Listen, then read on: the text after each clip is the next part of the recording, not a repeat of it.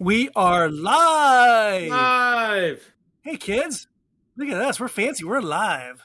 We're live and alive. And alive. Semi-alive, I guess. Semi-alive. The East Coast and the West Coast and the whole wide world is here tonight on Booze Dancing Entertainment Network live stream tonight. Isn't that cool? It's good to say. Yeah. It's going to be a good one. Yeah. Be a good one. We are going to be talking to a good friend tonight, and we're going to have cocktails, and we're going to talk a really cool book, and it's Cocktail Wednesday, so we should be drinking cocktails, right? Sure. All right. So hold that thought. Let me just roll our quick little show intro. Welcome to What We Watch When We Drink, a Booze Dancing Entertainment Network podcast featuring lively discussions about movies, TV shows, and anything else that we're watching while we drink our favorite boozy beverages. If you enjoy this show, please subscribe on Apple, Spotify, Stitcher, Google, Audible, and anywhere else you get your podcasts. You can also find us on boozedancing.com, and if you have any questions, comments, show or drink suggestions, email us at boozedancing@gmail.com. We'd love to hear from you. We are back and less smelly as usual. I washed. I bathed. Did you bathe? I bathed. This week. It's only Wednesday. Oh, it's only Wednesday. Oh, it's not Saturday night. Got a few more days, man. It's not Saturday night. Right? Isn't that what they say in the movies?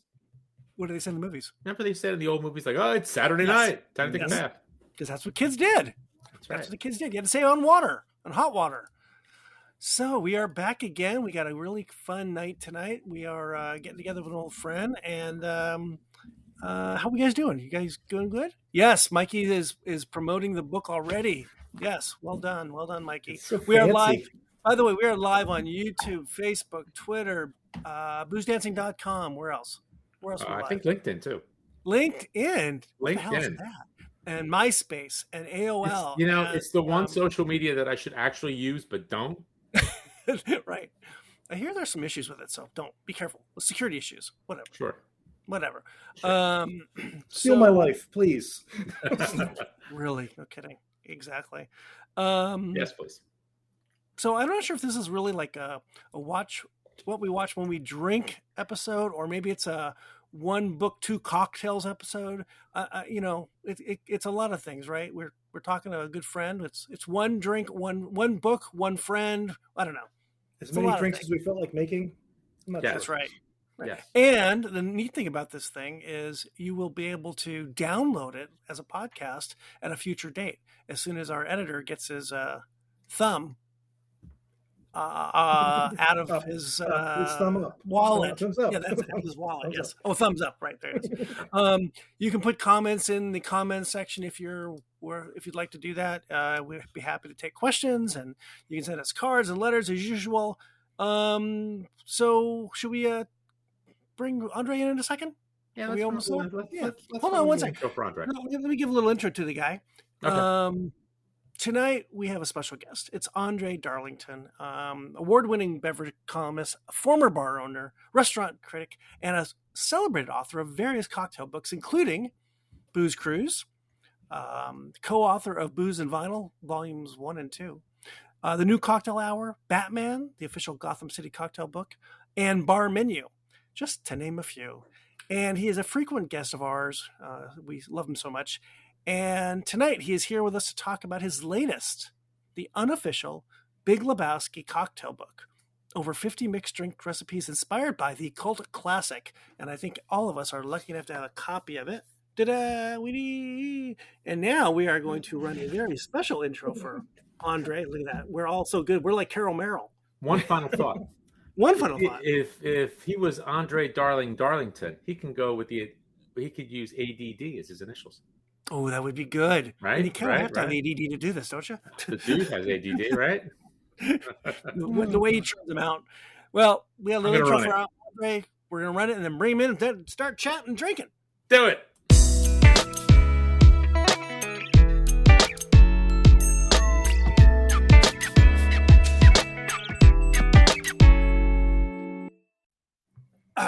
We're back. Yes. We are back. You like the picture of the three of us at the end there? That was cool. That was good, right? You guys in these intros, they get better every time. Hey, can I chamois? because my mom's maiden name was Buscemi. Sadly, Really? I think I'm John Goodman now. You're always yelling. You're always that's yelling. so funny. I'm about You're the always size talking of about it, your too. time in Nam. Andre, welcome. You're Thanks back. for having me on. It's great to see you guys again. Oh, last time was bar menu, I think, right? I think Yes. it was, right? Yeah. So that must have been last fall, so I haven't seen you guys for a while. Happy Holy 2020.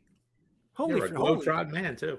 Yeah. So you have been traveling all over the place, haven't you? Is that all book tour related?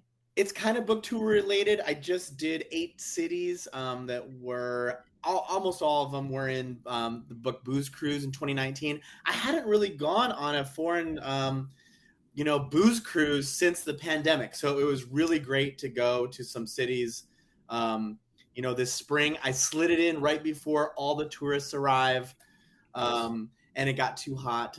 It was fantastic. So I kind of went all the way from Dublin over the north through Copenhagen and Stockholm, and then down through Prague, Vienna, Budapest, and ended up in Tel Aviv, and then coming home. So it was a fantastic little jaunt, little spring 2020. Nice.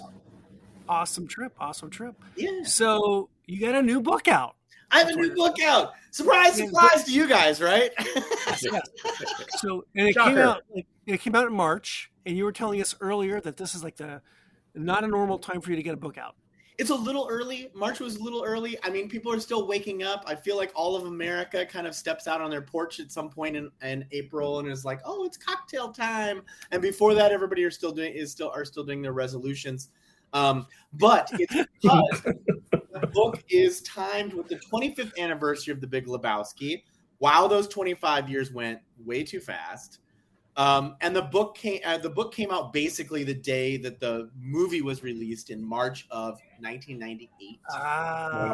Got it. So the book's been out. I know that the movie has been in a number of theaters across the U.S. They were re-promoting this after 25 years as a re-release. So it's been super fun.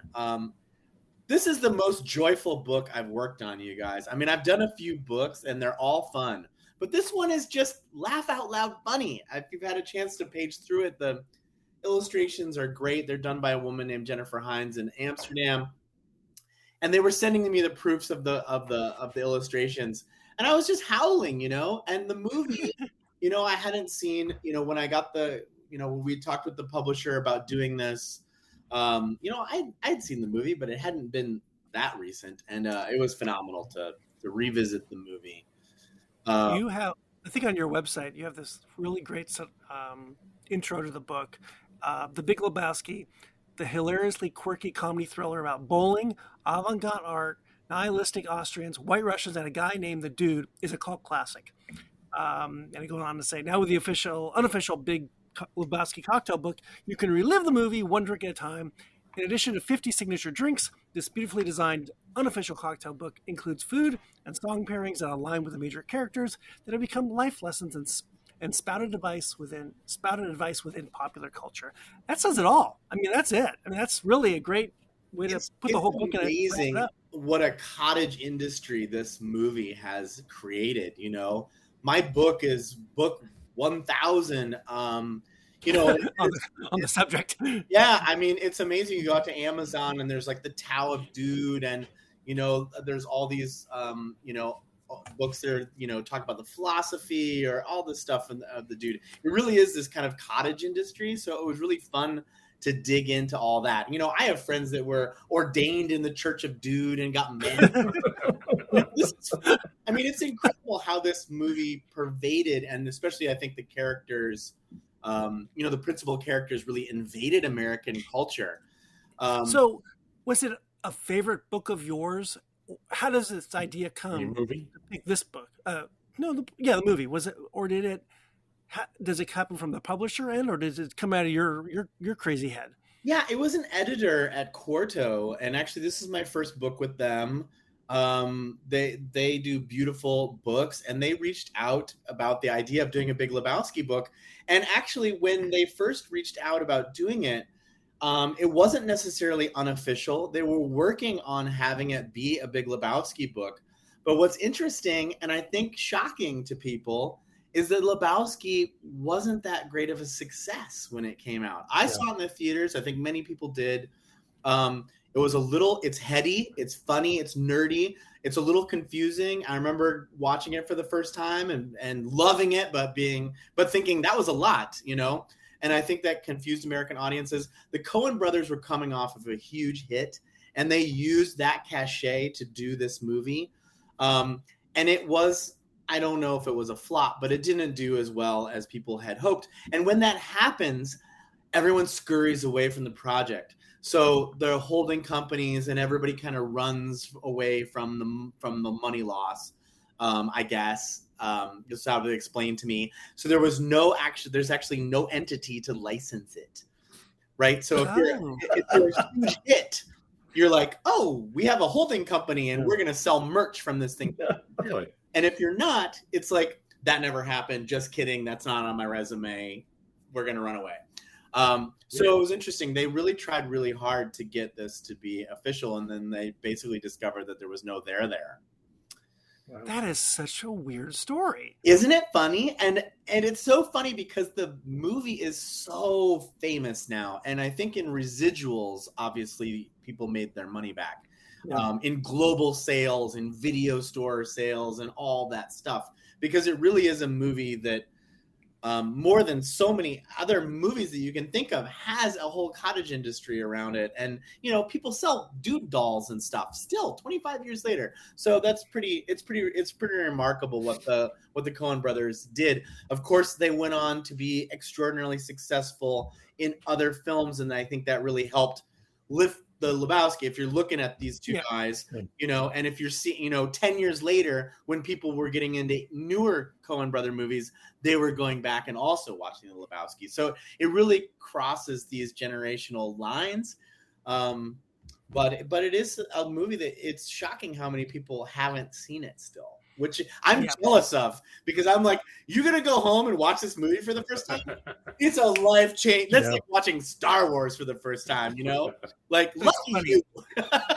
Cult classic is weird because I don't think of it as a cult classic. I think of like Rocky Horror as a cult classic. Right. But this really is it's like a different kind of cult classic. I feel like it's very mainstream, and yet, apparently it was. But culty. It wasn't as mainstream as we think. So you got 50 cocktails you came up with, right? And this book is about the size of the books that you put out. This is your thing, right? Yeah, I mean, some of them are far bigger. The Booze and Vinyls are like 170 cocktails, so they're really ginormous. This is in the 160, 60 cocktails in here. This is sort of, in the range that the most of the presses do. Batman is certainly in line with more like 50. I think we might have reached 60 in there. But yeah, it was funny. I was telling people, our friend, colleagues of mine, I was like, well, I'm in talks to do this Big Lebowski movie. They were like, well, how are you going to do a whole book of White Russians? And I'm like, no, it's the characters, it's the scenes. The Lebowski, what is so fun about it is the Coen brothers really know their movie history. They know their noir. So, I think of the Big Lebowski as a noir 1940s film or story that's sunny, stoner. They took all of the dark elements and made it funny, and they took the femme fatale and they took the reclusive millionaire, and they took the money bag, and they took the gangsters that come to your door, but they just mixed it all up and made it hilarious. But it's fun because I'm working with Southern California, and I'm working with noir, and I'm working with kind of 70s, and because that's the dude is clearly like grew up in the 70s, and there's so many great characters. I immediately, we do a little back and forth when it's like, hey, should we do the Big Lebowski book? You want to send in 5 cocktails that we could look, the higher ups can look at or whatever, And I'm like, yeah, Walter, he's a Polish extraction, and he's a Vietnam veteran of Polish extraction who converted to Judaism. So we're in Schlivovitz already, right? That we have to be in Schliv. We're doing Schliv and Ginger for him. The dude, I had a moment where I was like, I do need to put in a bunch of White Russians in this book. Let's do a little book of White Russians within this book. And there's a point where the dude is in the back seat of the limousine and he says, you know, you can call me the dude or El Duderino or his dudeness, or, you know, he has all these names for himself. So I was like, well, that would be really funny to do each one of those, each one of those personalities as a White Russian. You know, so his dudeness is the elevated version. El Duderino is the Southern Californian version with horchata instead of cream. You know, we're going to do a young Jeffrey because the dude is these kind of different characters in the movie. You know, we're going to do a young Jeffrey, and that's when he was ambitious and had a milk punch. You know, wanted to do a milk punch. You know, that just being funny with it. Maud was going to have a Manhattan Knox Harrington, who's this, you know, basically a petulant layabout who goes to Venice Biennale. So there's just a lot of, like, you know, Carl Hungus. You know, Bunny actually. So there's actually cocktails that we see in the movie. The dude drinks White Russians 9 times in the film. You have to commend him for his dedication in every occasion to drinking these. And then we actually do see a Blue Hawaii when we first meet Bunny at the mansion. Right. He's drinking a Blue Hawaii at the pool. Yeah. Pool. So there's like, you know, two cocktails to work off, and then the rest are just sort of made up based on context. And I have to tell you, it was just so much fun. I did, of course, get my hands on the script, which helps a lot. And there's musical, you know, there's music pairings with all the cocktails, and they are basically triggered from, you know, the cocktails are people, but also moments that are funny. And so basically in the script, I could pair, you know, what the soundtrack was triggered. And that's really just, we're soundtracking the book, or we're soundtracking the movie to the cocktails in there. Are you watching the movie as you're doing this endlessly, or are you looking at the script more, or maybe both? A little bit of both. I definitely, you know, the moment that this started to come in, I was like, let's watch this movie. Let's maybe watch it twice. Right. So I watch it. I'm taking notes. I'm a lot of it is hearing. When I hear somebody say something interesting, or there's an interesting theme or scene, I think, well, that has to be a cocktail, you know? So, you know, when he's in the bathtub and he says, nice marmot, you know, it's like, cocktail. I mean, nice marmot. If you went into a bar and you were expecting a Lebowski menu, I always think in terms of, you know, what if a great bar had a Lebowski menu? What would be the drinks, you know? So I'm always thinking of stuff like that. And, you know, it turns out I turned that nice marmot into sort of a standard drink, but then you do a Fernet, you know, plunge into it. So the Amaro is the marmot coming into your drink. That's funny. I wrote down a couple of the names. The names are just amazing, and they're right from the movie, right? The Royal We, Let's Go Bowling, the Pomeranian, Bowling with Jesus, Modestly Priced Receptacle. Such a great name. It's a great name. Cocktail too. Yes, they all are. They really all are. If you didn't know the movie and you saw this list of names for cocktails, you think, wow, this is a really interesting list of stuff without even knowing what's in them. Right? It'd be some like hipster bar. It totally wrote itself, you know, because it's just such a joyful movie. It is truly so funny. And then what really got me interested was the depth that the Coen brothers put in their films. You know, the references kind of go on forever. You know, you find out reading the script that Fawn is Fawn Knutson. She's from Moorhead, Minnesota. Moorhead, Minnesota is sister city to Fargo. So there could be a connection with the Knutsons from Fargo. Okay. If you look up so the dance quintet, right? One of the weirdest moments in a movie this famous. You know, the neighbor is having a dance quintet, and he goes to take some notes. And the music is Modest Mussorgsky, Pictures at an Exhibition. And I think, why that song? I mean, other than it's funny, I mean, it's just quirky. But I Google Modest Mussorgsky, and the picture that comes up is the dude. There's a 19th century painting of Mussorgsky in a robe with the same beard. Get out. That's so funny. And I'm Wait a minute. Wait, I'm looking this up. What is this now? Google it. I'm like, these guys, it goes on forever. What's it again? It's Modest Mussorgsky, Modest Mussorgsky is M-U-S-O-R ski. Redone in go. the 1980s or 70s by Emerson, Lake and Palmer. By Yes. Holy crap. for your little musical trivia. It just kind of goes and goes and goes, That's funny. The depth of these guys. And, of course, the acting is just unbelievable. Julianne Moore is also one of the great characters, one of this feminist artist, sort of based on, I found out this woman named Carol Schneemann, who wrote who was an avant-garde feminist artist in the 70s and 80s, and had her most famous work was called Meat Joy. If you go and YouTube it, I apologize in advance. You'll never be able to unsee it.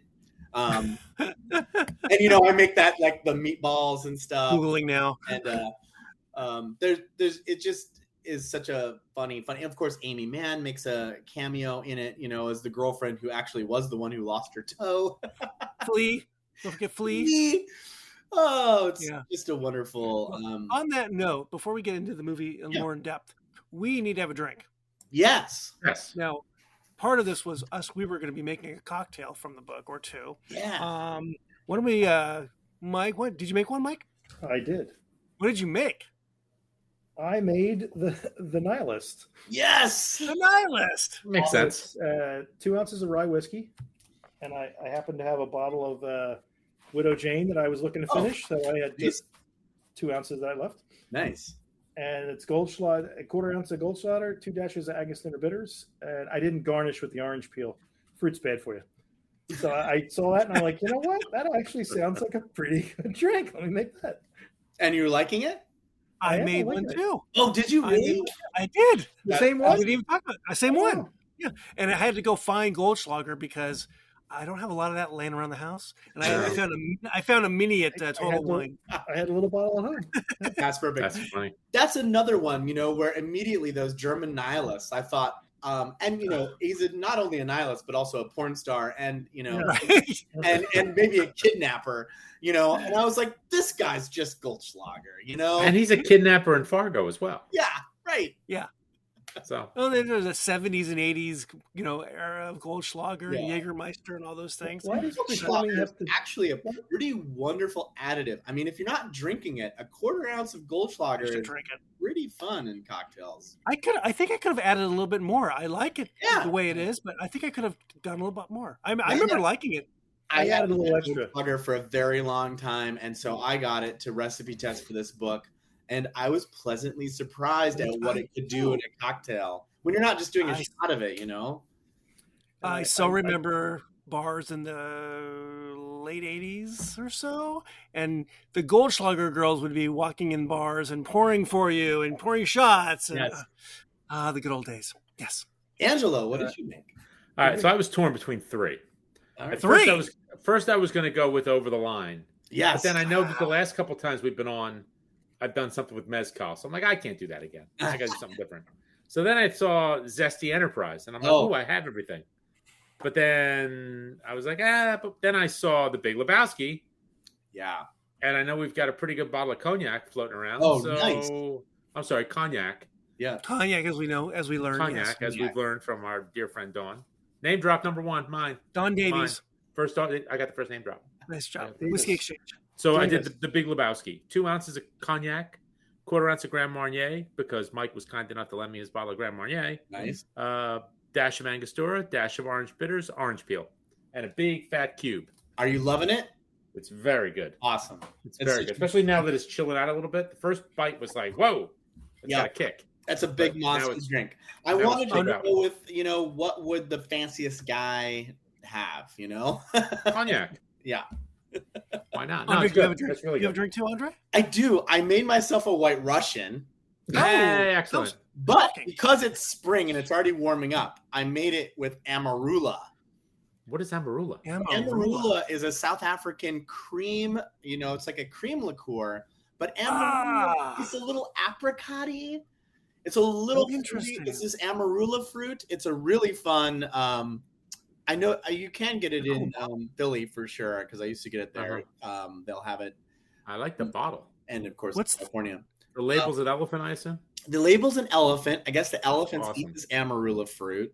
Sure, why What's not? the ABV on that? Is it pretty? It's like a It's like a fairly creamy Coors? low, I think. It's 17, so that's not that bad, actually. I think Okay. that's what most like Shelf the standard stable. Coors are. You have to, oh, it's shelf stable. You have to put it in the fridge, right? Yeah, so it's fun. I was thinking, so I kind of did a split base a little bit. I did I did vodka, but a normal White Russian probably is 2 ounces vodka, 1 Kahlua splash of cream, and I did like 3/4 vodka, and then split the Kahlua and the Amarula.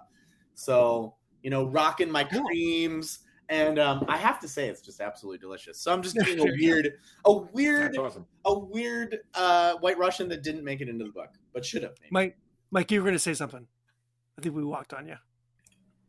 I was gonna just say I'm amazed we have all these cocktails, and once again we doubled up. The last time we had It's you on, funny. I think the same thing. Two or three of us made the same thing. Yeah, I think the Goldschlager. 4 of us made the same one. That's didn't right, we did. I think you're right. That was creepy. I think that Goldschlager was the thing that No, kind the of word is serendipitous. And It is It is I serendipitous. Serendipitous. Yes. I passed this one along to my better half, and she actually was like, "Ooh, that's good. What is that?" Yeah, Nice. yeah. So Where cheers, normally to she everybody. walks away from the Cheers. scotch and the whiskey. Cheers. Cheers. Cheers. Cheers, Cheers, boys. Cheers. Yeah, the Nihilus is delicious. It really is good. Yeah. I like it. It And I combats can life's see spinning it. meaninglessness. And that's really the bottom line, isn't it? This is really what we're here for. So let's chat a little bit about the movie itself. Yeah.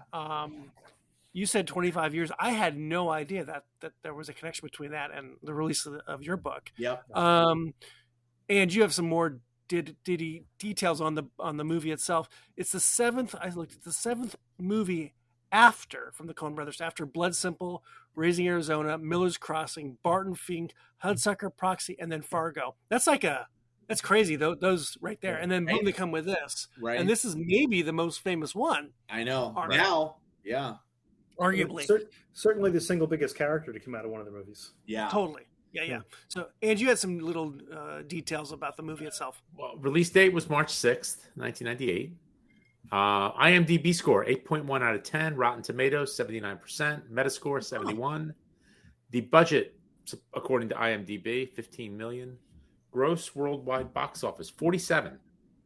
Then, right? 47 million. Yeah, I guess it's that. Probably Right? made a lot of money since then in 25 years. We know the writers and directors, Joel and Ethan Coen. The cast, Jeff Bridges as the dude, John Goodman as Walter Sobchak, Julianne Moore as Maud Lebowski, Steve Buscemi as Theodore Donald Donny Karabatsos. Donny! Shut up, Donny. Shut up, Donny. Shut up, Donny. David Huddleston, the Big Lebowski. Philip Seymour Hoffman as Brant.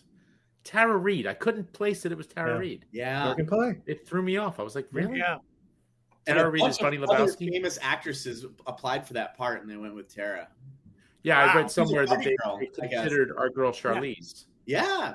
Really? Yeah. Oh, man. Charlize was in the running. Charlize was in the running. Who else is in here that's people that we would know? Peter Stormare is one of the nihilists. Also, Uli Kunkel / Carl Hungus. Flea as nihilist number 2. Flea. Let's see. John Turturro as Jesus Quintana. Turturro's great. Yeah. Oh, my God. He's incredible. He's just absolutely bonkers. And that would not be allowed today. What? No. Well, Licking he's not Hispanic. You can't lick bowling balls Yeah, anymore. He would He's not be the guy playing that role. You'd have to find someone else. I mean, you mix it up.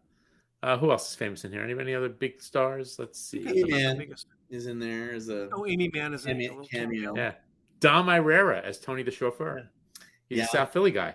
And Asia Carrera is in their little porn short. They actually Oh, that's right. Yeah, that's right. she was the most successful porn star in the world when that movie was made, and For her 5 minutes in the sun. yeah, she said that everyone on set was scared of her and wouldn't talk to her, but they all came up for an autograph. Oh, That's funny. that's so funny. That's funny. The one goon that shows up, not the guy that pees on the rug, but the other guy, Who, the Chinaman? is the Mark Pellegrino. Who is that guy? And he's been in a ton of TV after that. He was in Supernatural. Oh, He was in Quantico. He was in a bunch of different shows. Huh. You're like, wait a minute, I know this guy from somewhere. Oh, his career took off after the movie. That's That's who that is. I feel like I recognized him. But not a Chinaman. Not a Chinaman. Not a Chinaman. Not Yeah. Chinaman. Dude, Dude, the proper word is Asian. Asian. It is so. Of all it the is- people to correct him, yeah. right? It's Walter. Right. The top 7 or 8 people, we talk about this a lot in movies we watch. It's like this amazing all-star cast, Yeah. and then they go on to even greater things, right? Yeah. Buscemi, I mean, Jeff Bridges, my God, they're like kings of Philip Seymour Hoffman. Yeah. He had a bit of a career after this. He did have a little bit of a career, didn't Little he? bit of Yes, a he career. did. As Yeah, did Julianne Moore. the British guy who plays Knox Harrington went on to David Bond Thewlis. movies, right? Oh yeah, he's, that's right. he's some sort of a sci-fi fantasy movie of some Yeah. sort. Yeah, some I kind don't of think it movie got like much play. I don't that. think it did. Not much.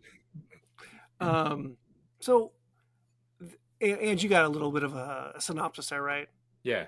So when the dude Lebowski is mistaken for a millionaire Lebowski, 2 thugs urinate on his rug to coerce him into Victory. paying a debt They he knows victory. nothing about. While attempting to gain recompense for the ruined rug from his wealthy counterpart, he accepts a one-time job with high payoff. He enlists the help of his bowling buddy Walter, a gun-toting Jewish convert with anger issues. Oh, you think? Deception leads to more trouble, and it soon seems that everyone, from porn empire tycoons to nihilists, wants something from the dude. Now, I I do- just have to ask: did he really enlist the help of his friend, or does his friend just foist himself on it Right. and then ruin just everything he touches? Yeah. Walter was the inciting incident in this hero's journey. Just a mess. Yes. He's a mess. Completely. Yes. It's, Oh, it's and- always one guy. Am You I didn't wrong? mention the- Am I wrong? You didn't mention the porn. The porn king was Ben Gazzara. Ben Gazzara. Yeah. Oh, Ben Gazzara. That's right. Yeah. And he was a huge actor in the 60s and 70s. Yeah. So, Yeah. Mike and Angela, when did you guys last see this movie? Last night. Before Oh that? no. I couldn't tell you the last time I saw it before I saw it. Yeah, I don't know. I I think don't I saw a remember video, though. I've seen bits of it. And when it comes I don't- on, you watch like the last couple minutes, watch a little bit, whatever, when it's on. It's But not I- one I that just couldn't tell shows you- up all the time. Yeah, I couldn't tell you the last time I sat through the whole movie. It might have been for me. The last time I saw it was in the theater. Yeah. Originally, I don't remember, but so it felt like a new movie to me. There were parts. It's because it's such an iconic movie in pop culture. These things just show up. And, oh, that's where I know that from. Right. Because it's been right. Oh, that's where that. Right. Yes. It's weirdly enduring. It's really It's strange how it's endured. And, and when the they- bits of it when it comes in the segments yes. where you're like, oh, I totally forgot that part. Oh, like the whole nihilists. Those guys were so funny, and you're like, I totally forgot that. I forgot how funny they were. For me, it was just even the opening of the film. He's in Ralph's. George Bush is on the TV. Like, they just swirl you right into late 90s. When they asked to do this movie, I did go and watch it. Because I hadn't seen it for years either, and I immediately thought, this is so fresh. This could be now. Yeah. And so many movies from 1998 that's not true, or they are kind of creaky in some way, but this one was just, it just is this thing. It's kind of another one that's not similar, but similar because it's LA, and noir is like LA Confidential, which is aged incredibly well. Yeah. This is sort of like the funny version, the funny one of that time, but LA Confidential kind of brought back noir around this time, right? LA Confidential's late 90s, early 2000s. Yeah, it was like 98. We did it a couple like last year, didn't we? And so there was this like noir moment a little bit, and I watched LA Confidential, and it's phenomenal. Oh yeah, better than even you remember it. And this was a little bit that too, where it's like this has gone in. It's kind of a joke, it's kind of silly. The dude, people say we're saying these dudisms for years, and then you watch the movie and you're like, it's better than I remember. The characters are well drawn. The satire is steely, just so searingly intelligent. I was surprised how funny it was. Yep. Rewatching it from beginning to end, it really didn't lag anywhere, and the pacing of it was really good. Yep. It was not drawn out in places. It was just a really tight movie. Very tight. You know what's funny? After reading your intro, I didn't really think of it as a film noir. Like, Yeah. you're just kind of watching it, It is. and then it's like, oh, yeah, okay, yeah, right. Put this in black and white, and you're So like, much. you're 1940s. Well, no, not so much that. It's just like, you don't think he's like a reluctant detective, right? He just kind of stumbles Yeah. upon this thing and he's trying to figure it all out. Yeah. Those characters, those are character types that you see in those 1940s films often. Yeah. Right. Take off the bathrobe and put him in a dark suit and a fedora. It's the 1940s. Right. That's right. And they were saying that, I was trying to dig into why the White Russian, and they were basically like, Sam Spade or something. If you're looking at a Maltese Falcon, you're looking at a Faulkner, you're looking at some of these, noir writers from that time. And the detective opens the drawer and it's always scotch, and that just isn't that interesting.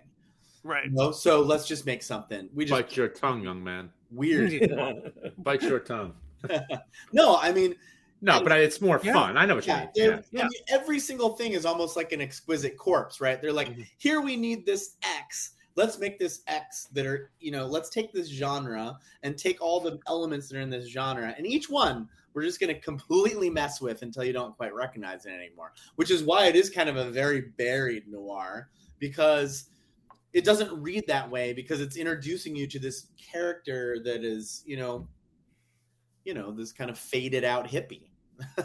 and the one thing that I mentioned this to Angelo, I said I watched it and I was struck by the fact there was no product placement when there easily could have been.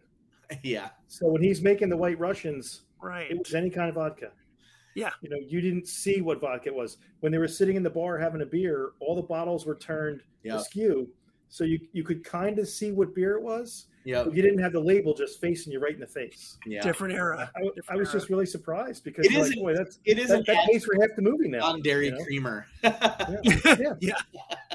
It was there's nondescript everything. It was really funny. It's true. The LA part of it is fun for me. And you mentioned Ralph's early on. Yeah. He's in the grocery store. It's one of the brands of Kroger. Yep. So right. it's the biggest market here in LA or California probably. And he was walking down that dairy aisle of the cheeses, and that hasn't much changed in 25 years. Right. I was at Ralph's yesterday, and it looked pretty much the same. Right. The tags are the same. The generic Ralph's brand is now a different color. Yeah. But those are the same things. It was like really weird. Did you pop a quart open and just chug it? And were you also in your jellies and bathrobe walking down the aisle? I was just wondering. It was like 12:30, in the afternoon. But one of the crazy things about the jellies is they left Jeff Bridges to do his own wardrobe, which I guess is a thing for Jeff Bridges, and those were his jelly sandals. I think I saw that he still owns them. Yeah, he's worn them on other talk shows. Yeah, he's come out on other talk shows to push a movie, and you'd be like, he's still wearing jellies. I don't understand. Little Jeff Bridges health update I saw in the newspaper this morning. He has brain cancer, and his tumor has been reduced to the size of a marble. So he is. I remember he was sick before the last movie, right? And so he's been dealing with this for a little while. Yeah. Yes, I think that movie was that show on TNT. The Old Man. I haven't seen it yet. The Old Man. Is it good? I liked it. Great. I liked it. But he started great. The first 3 episodes were really good, and then for me, it fell off a cliff. I was just like, I'm done. I like him. He can do pretty much anything. Yeah, he's just really a great character actor, right? He's so talented. Yes. Why does this thing? We talked about the endurance of it. Why does it persist? Why is it in our culture as long as? Why has it lasted this long? Because it's good and it's fun. That it? What more do you need? Why does it? Why does all this like the Zen stuff about it exist? Is it like Caddyshack? Is it like sort of beyond golf? Is it beyond? I don't know. I'm not sure why. I throw the question out. I mean, one thing is, it's got all those elements of the dude that we know, this like Tao dude, and this guy who's sort of lazy and doesn't care, and all this aesthetic. And I think one of the things that drives it is other movies have those characters, but these guys go so deep, so long on it. they define it so well and so sharply. The Coen brothers, you mean? Yeah. Or the so Jeff Bridges' character is defined so intensely, so sharply. So there are other characters in cinema like him, but he's the one, that becomes this main character and really becomes this vehicle that kind of just walks right off the screen. And they seem very self-aware about that, because even from the intro in the movie is Sam Elliott basically saying this is an era, and sometimes there's a certain type of person that fits this era, and this person is the dude. Here you go. Here's your story about this persona. And I find that really fascinating. I find the intro and how they get you into this movie. I've watched the intro more than any other part of the movie, because they have the tumbleweed imagery. The tumbleweed comes out of the west and then goes down Hollywood Boulevard, and you get this idea that Jeff Bridges' character is this tumbleweed too. But they're playing with a lot of, there's Nathaniel West in there who did tumbleweeds through LA. I mean, it's very layered what they're doing there, and then they define that character so well that it's, there's just not that many characters in cinema where you're like, whoa, the dude level characters. Yep, I forgot about Sam Elliott. Totally forgot about him. Yeah, he's great. I think you get as a Western, but I think you get to see him. He's not playing a slacker, right? It's a lifestyle. Right. That's just him. Right. And I think he doesn't just embody the character. It's like the character embodies him. You're just it's so, like you said, they write it so deep and so well that you're not like, oh, he's just being a slacker. No, that's just him. Yeah. He's a guy walking around in a bathrobe all day long. He's that's kind of that's his thing. We've talked about Succession on this show. Yeah. Or the podcast many times, and about Jeremy Strong, who is like the ultimate of actors who gets into his part. Method actor. Right. I do not see that as Jeff Bridges at all. I see him having fun with his character when he got out of bed, when he got to the set. Let's have fun with his character. I've read a few things where he basically says that, it was just him in the 70s. Yeah. It's him, right? A lot of it. Smoking weed, having some drinks, just kind of chilling. Yeah. That's great. He's pretty talented for a Nepo baby, right? Yeah. Well, speaking of drinks, he is a Nepo baby, yes. By the way, speaking of, his brother, Beau Bridges, was the Grand Marshal of the Armed Forces Day Parade in my little town of Torrance, California on Saturday. Well, that's really the oldest Armed Forces Day Parade in the country. That's fun. Back after 4 years of not having one. Bridges been here for a while. Yeah. Speaking of cocktails, did anyone make a second cocktail? No, I did. I actually made a White Russian. There you go. Yes. And I have to say, it was fun going back down the White Russian trap. I remember vividly in the 80s, the 70s and 80s, going to Las Vegas and drinking these nonstop at blackjack tables. Nice. As when drinks were free. That's fantastic memory. Right.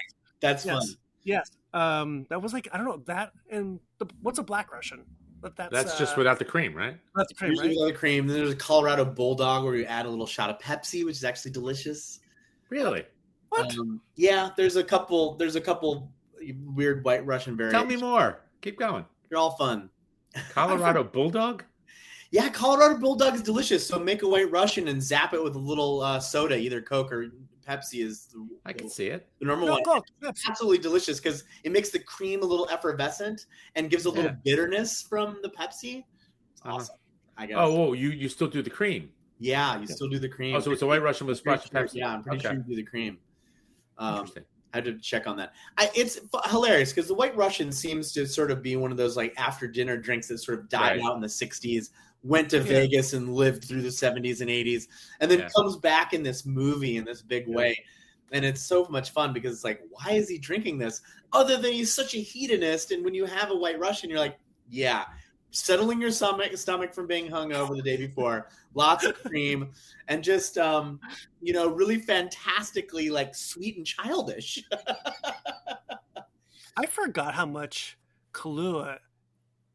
I forgot that it was coffee Yeah. in there, and it's been so long since I had it, and I don't drink coffee. Yeah. This is coffee. Yeah. This is weird. So you're gonna have an espresso tomorrow? Buzz off it? Yeah, Yeah. it's weird. It's weird. Might have some. And it's kind of chocolatey, and it brings back memories. Yeah. So when you were putting this book together, or now that you've gone through and you make every drink 1 or 2 times, I assume. Yeah. Many times. Did you have a favorite of all these? Because these are kind of spins on classic drinks in a lot of ways. So any personal favorites? Yeah, I mean, there's some that we definitely had to work on. I basically write the drinks and kind of dream them up, and then I have a guy from Philly that flies down, and we basically recipe test for 3 or 4 days straight. And we did it on this one. Oh my God! We're guys from Philly. Wait. It's an intense. We're guys from Philly. I'm a little hurt. Hey, isn't that just called a bender? That's not called recipe testing. It's just a bender. Some of them are really fun. Like, actually, the Modesty Price Receptacle I really love because it's this riff on coffee with pineapple, which is just sort of this weird match made in heaven. And I've pulled that trick in a couple of other of my books, but I feel like this one really turned out especially well. It's a super delicious drink. This book feels like you can kind of go off the rails a bit. It was definitely more off the rails. It's always funny because each one of these cocktail-wise, each one of these projects, the cocktails sort of take on this, like they sort of start to breathe their own air. You know what I mean? Like, because I'm trying to keep the amount of bottles to a certain amount, and each character starts to get a liquor or liqueurs that they're call signs, and this one was kind of all over the place because if you think of the characters too, though, I mean, Jesus is not going to the cocktail bar and drinking what the dude is drinking, who's not drinking what Walter's drinking, who's not drinking what Maud is drinking. Yeah. And we're talking not just style of cocktails, but they're not going to the same bar at all. And so that was kind of interesting. So this is a quite diverse one. And I just kind of hewed to each character and each scene. There's some fun ones like Stay Out of Malibu. I love it when a drink comes together and it's like kind of a pun, but also just kind of silly. Basically the sheriff is like, stay out of Malibu. And, I'm like, don't stay out of Malibu. It's delicious. And it's a Malibu cocktail, So I always like to play on the Coen brothers and like if they're already making a pun. I mean, one of the great things in the movie is the dude's rug ties the room together. Yeah. He does Tai Chi on the rug, tying the room together. Right? Yep. So the Coen brothers are already being ridiculous with their language use, which I love in the movie. People there are a lot of puns in there and a lot of things happen just because it sounds good in the script, I think. Tie the room together is based on the rug, but it's a Mai Tai, so it's like, we're in a fun zone, when we're just punning back with what the writers wanted from this book. I like the 2 bunny cocktails. She's got great cocktails. One is the green nail polish, and the other one is the Viva Las Vegas tribute. It's the Hawaii. Yes, they were, but your spin on them is interesting. Like you didn't just make a Blue Hawaii or you didn't just make a Midori Sour or something. You actually made something totally different. I really actually worked quite hard on those because she's sort of in that zone, the colored girly drinks. Yep. And they can be bad. So you want them to be balanced. You want them to be good. You want them to be funny. You want them to be interesting. That Midori drink for her with the toenail is one of the early ones that I came up with. It was like, let's do this. Let's hang on this green toenail polish. It's gross. It's strange, but it's so fascinating that how can we not focus on it, And that's another one of my favorite ones from this book. This book definitely has all of the Midori and Curacao and Kahlua and all the sort of 80s backbench, these sort of actually front benchers from the 80s, Yeah. But backbenchers now. Galliano. and they're great. They're great modifiers. So, and also the food in this book was really fun to do. Yeah, too. I was going to say that next. I really like the Lincolnberry pancakes. Yes. It was so pigs in a blanket. That was just so funny. Avocado latkes. Just a simple set of nachos. I thought of you making that recipe, Aaron. I thought, what is it? I'm gonna make it. What is a good cocktail? What is a good cocktail food from Southern California that's also Jewish? And I thought of you while making that. I was like, it's avocado toast as a latke. That's what we're doing here. That is such a smart idea. I mean, it's delicious too. I'm sure it is. I mean, God, it looks so good. It's easy to make, right? If I can make a recipe in there for you, that would be it. No, you did it. By the way, I am fascinated by Donny's ashes. Yes. Donny's ashes. Yeah. The only thing that would keep me from doing it, though, I really don't like a salt rim glass. Oh, yeah. A quarter salt rim. Yeah, just to put it on there. Just to put it on there. That one was funny. I was trying to do Donny's ashes. I went down a lot of rabbit holes, which there are many in this movie. Yeah. And one of the funny ones, one of the fascinating ones, there's all these like philosophy, guys that have their like masters, PhDs in philosophy, and then they write a book about Big Lebowski. A little bit like The Matrix, right? Totally. Matrix is just Descartes. Lebowski is just XYZ. But one of the most famous ones is that Donny is a ghost and only Walter can see him. And people have gone down this road and have written basically dissertations about how Donny is a ghost and only Walter can see him. Of course, the Coen brothers are like, well, the dude does address him and he dies. But it was a funny one. So I really wanted to focus. The other one, of course, is that in Coen brother lore, Steve Buscemi's body gets abused more in each movie. So that why does he always die? In Miller's Crossing, he dies, and then in Fargo, he gets in the chipper vac, and by the Big Lebowski, he's cremated. So there's all these funny, weird lore out there. So I kind of became a little bit obsessed with Donny's ashes, and I also just really, really wanted to have a Folgers jar from Ralph's as a Is that can you get a small coffee can as a cup? It was just as what you drink it out of. Yeah, it was just a personal goal there. If you're gonna say modestly priced receptacle, you have to have a cocktail for it. Do you feel different, better, worse, seeing the movie now, 25 years later, and going through this process? How do you feel about the movie now? After the process? Yeah. It did change. I mean, I really appreciate the depth of these guys. I really, really do. As I write cocktail books, but it's all language. And the language that they use, when you get into the script, it's just really fun. I mean, all that Port Huron statement. I mean, there's all these things they have in there, right? That they just don't need to have, but they want to have because of their just layering and layering and layering and layering and layering. And the amount of work that they put into it made my job easy. So I just thought, I could have gotten into this project and gotten 25 cocktails in and really kind of stalled out because it was the movie's superficial. The characters don't have that much more to say, and it was really easy to get to 50. And I admire, I did 50, 60 cocktails for Batman. That was 80 years of Batman characters. You're never going to run out. I could write 2 more Batman books, right. And never run out. So there was a concern there that, this is a really finite thing. This isn't even a show. This isn't a series. This isn't a thing. This is, it has basically 7 major characters kind of, and, we could be in trouble. And, I could have gone on much longer. And it, with a lot of other suggestions and ideas. So I just admire the movie. And it also came at a time, I feel like this last winter was pretty grim and the spring was grim with still coming out of COVID and all this stuff. And this book and movie is just this blast of joy.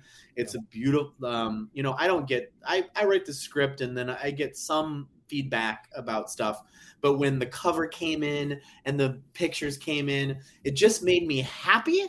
And I have many emotional responses to my books. happy and joyful is not always at the top. And they're cool or blah blah or I'm done or whatever. But the book is really joyful, and the book I think is with the great illustrations is the movie is so escapist. It is a movie that if you are having a bad day and you watch, you will be changed into a new mood that is better. No matter, I mean, it is really a mood shifting movie, I think. And in an intelligent way, not just some kind of like Time Life, feel good movie. But the movie's really intelligent and moves you in a positive direction, and it's smart. And I hope that the book is the same. It was a really joyful project. It's the fun. I don't know how many cocktail books are funny. I mean, some of them that are puns or whatever are funny, but I feel like this is a cocktail book that's funny, and it was a really great opportunity to do that. There's a bit of a cartoon quality to the movie. Yeah, right.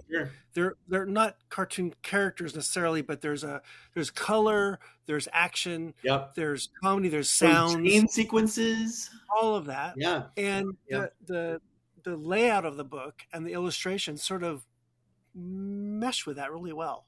Yeah, your illustrator is awesome.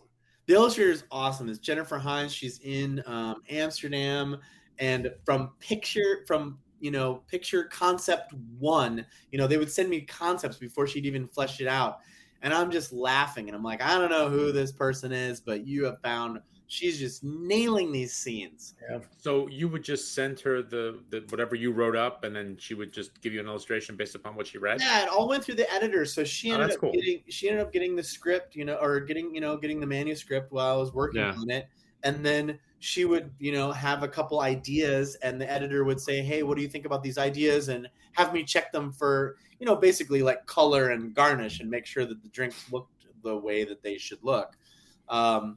And just every idea was just laugh out loud funny, all the little props she has, or, there's one, I think Zesty Enterprise, there's a pregnancy test in that image, I'm just like, this is just great. She's really she added the depth to the pictures that are there in the script. I have a small live update since we're doing this live tonight. Yeah. My wife is at Barnes & Noble at the moment. Nice. She just sent me a picture. I'll see if I can just show you this picture. She is in the drink section, I believe. Whoa! There's the Andre Darlington section, I believe. Look at that. I need to go to that Barnes & Noble. Where's that? That's in Torrance near the Torrance Barnes & Noble. I got to reach out to them and be like, yeah. It's great, isn't it? For a talk. Yeah. And I know our friend Shauna, the Minty, fantastic. she does social media for the barkeeper bar shop in Los Feliz, I believe, and they have a whole book section, and now you're prominently displayed there as well.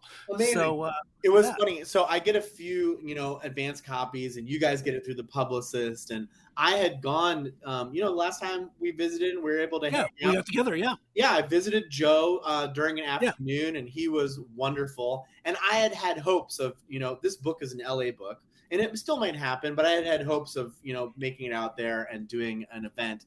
So I sent him a copy, and I just said, thank you for having me for the afternoon. And of all the books that should be signed at your shop barkeeper, this is up there. So that warms my heart to hear that he's carrying a couple, because this is such an LA movie, Totally. Just seeing the In-N-Out burger was so funny. Yeah. It almost seemed like, was there In-N-Out 25 years ago? Yeah, I guess there was. Yeah, they've been around of course there was. The 60s, 50s, late 50s. Yeah. Oh, God, too funny. So what's up next? What's yes. Are we doing a Raising Arizona book? I don't have. I would. Yes. Wouldn't that be great? For sure. I don't have a physical copy of it, but otherwise I do a cover reveal right here. But this fall comes out October 3rd. It's called A Booze and Vinyl Christmas. Oh, you mentioned this before. Yeah, you talked about this before. 45 of the greatest holiday albums awesome. wax. It's got everything in there from sugar plum recipes to, and what was really fun is, they wanted to do a new Booze and Vinyl, and we were chatting about it, and it was like, let's not just do a volume 3. We did a volume 2, which is very different from volume 1. Let's do something different.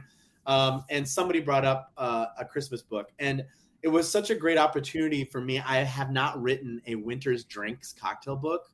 So this overlaps, right? So I get to do my booze and vinyl thing, but I also got to do some really great winter drinks. So is it Christmas songs or Christmas albums?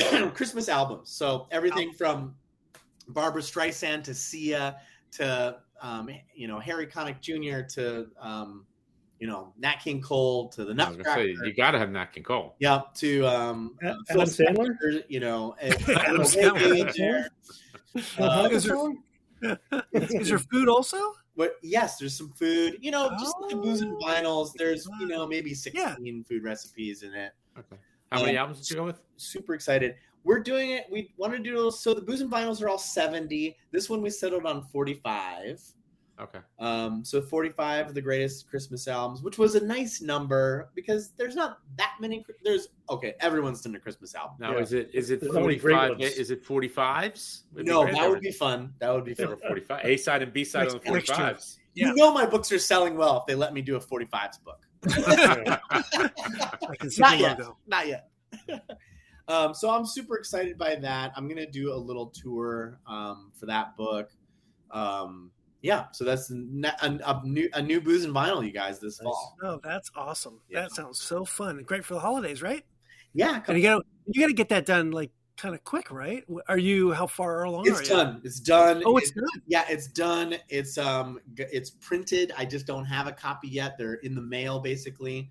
So we're sort of starting to kick it off. We'll probably do some kind of like Christmas in July thing where we kick it off. Because, selling for the holidays is a very abbreviated season to sell your book. It starts in June. And it's a peculiar book because it's 45 versions of Joy to the World, and it's all eggnog. Is that what you did? It's just eggnog cocktails. You got a plug in there? There's got to be eggnog. Certainly. That's eggnog. There you go. A little boozy eggnog in there. Eggnog. Holiday punch, eggnog. Yeah. Is there a non-boozy eggnog or punch? Is there a non-boozy eggnog? I mean, isn't eggnog by definition boozy? It should be. You can make it without, right? Yeah, but then it's not. Then it's just the crap you buy in the store, right? That's just flavored milk. Then at that point, pretty much, right? It's nutmeg milk.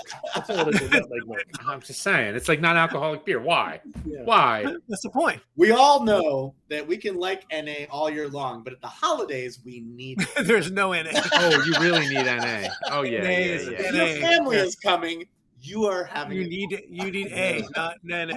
Yes. Right.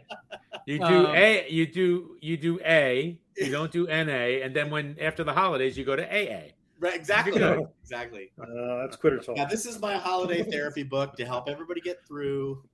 I say Big Lebowski is a summertime it's fun to get us through, right?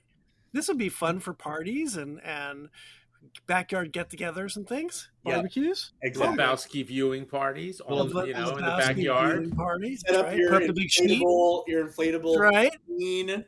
Right. That's right. Right. Aaron, you could do a Lebowski like tiki night in your backyard with your new rattan furniture. Yes, I could. With your new rattan furniture. That's right. I could do that. I watched this with my daughter, who's 20-ish, let's say. And she had never heard of it, let alone seen it. Yeah. And I think she was a little bit, what is this? But she was laughing. There was definitely, this was fun. It was good to turn it on to another generation. Yeah. Any last thoughts, boys, on the movie? Oh, it's just a good time. It's just a really good time. Yeah. The cameos are great, just to all the people that show up. John Goodman is just tremendous. We didn't talk about John Goodman at all. We didn't talk about him enough because God, when you start really getting into the script and watching the movie a couple of times, you start to realize the dude is an incredible character. But actually, John Goodman's really carrying the movie. He runs the movie. Yeah. He's the driving force behind. He's the catalyst, right? Well, that's because his friends were face down in the muck. That's why. If they hadn't been face down in the muck, he wouldn't be that guy. The dude was upset about the rug. He wasn't going to do anything until Donny talked him into going to see Lebowski, right? That's right. He moves the story forward. That's right. Oh, I forgot. Yeah, one of the other favorite cocktails in here was, the movie was shown on Time Life or something in the 90s, and they had to change the words from They had to change the words. This is what happens when you find a stranger in the Alps, right? When So, and that became a famous. Phoebe Bridgers had a very well received album that she called by that title. So I did do a Genepi cocktail called "This Is What Happens When You Find a Stranger in the Alps." That's another just funny. I mean, this movie could generate this kind of pop again. It's the cartoonish of it.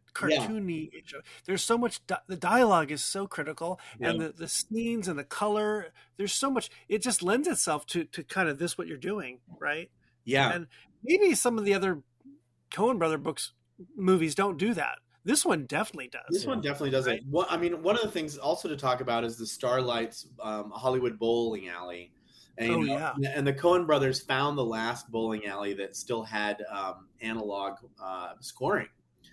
Even in 1998, there just weren't that many bowling alleys left. They're all gone. I mean, they're all gone now. Yep. And Star Lanes is gone. But the lights with the stars on the side of the outside of the wall. It's very interesting to watch specifically those scenes. And when they show those stars up there, and it's usually when those guys are being their most loser, right? So it's really interesting. It's like Hollywood star Bull Lanes, but then it's always the scene where, Walter's pulled a gun and they're outside. Mark it at 0. Or they're getting, the nihilists are beating them up, and then it'll pan up to this remember they're supposed to be in glamour, Just fantastic use of the bowling alley. Actually, I like the opening shots in the bowling alley. The opening credits. Yes. Where they're just the way they pan the camera down the lane and everybody just goes in sequence, taking their turn. Yeah. The guy spraying the shoes in slow-mo. Gorgeous. It's just great. I mean, and they got Roger Deakins, who is he's been their director of photography on on most of their movies. Yep. Since the mid '90s. The guy's fantastic. I just watched the movie again not too long ago, and I'd forgotten that in the dream sequence, Saddam Hussein is the shoe guy, the shoe rental guy. Oh, that's funny. I don't remember. And they put a camera in the ball. Yeah. So as the ball rolled, you kept getting this disorienting view of the ball going down there. Uh-huh. So well shot. The bowling alley. I have not been in a bowling alley probably since my kids were little. And I'm sure now it's like this crazy, I don't know, too much noise, too much lights. Yeah. Crazy now, right? Yeah. That bowling alley is the bowling alley of our youth, right? The analog, the wood. Yeah. The totally. wood and the leather shoes, Yes. And drawing your hands over the blower. Now I think it's all screens for the scoring Digital. and making it really fancy and don't forget. Then they put the black lights out. Yeah, the lunar black bowling. lights. It's like the glow party. You play when you're it bowling. in loud music, and it's all in dark. It's all different. Yeah. Not like we were used to, right? It's amazing when the sound, the shoes and just the analog of it, the ball on that wood. Needs to be a book about bowling alleys, about movies or TV. Just bowling alleys are so great to shoot in. The old bowling alleys, at least, maybe not now, but yeah, totally. Well, we have come to the end of a wonderful segment with show with our friend André Darlington, who has come on to talk about his new book, The Unofficial Big Lebowski Cocktail Book. Market Zero. You can Market Zero. Market Zero. You can see all Don't cross the line. Marked where I'm going to make cocktails. I love it. On Amazon and bookstores near you, as I said, at Barnes and Noble. André, we can't thank you enough. Thank you guys for having me on again. This was fantastic. I'm so excited fun. to be on. This was such a fun book. I can't wait to be back, you guys. Yeah. Well, we got to talk before Christmas time. Yeah. We got to talk that Christmas book when it comes out. Yeah. So this is like a tradition now. it is a tradition. Yes, it is. And I see you Absolutely. guys. It's That's right. Oh, Absolutely. book's out. Hey, are you coming to Philly for the tour?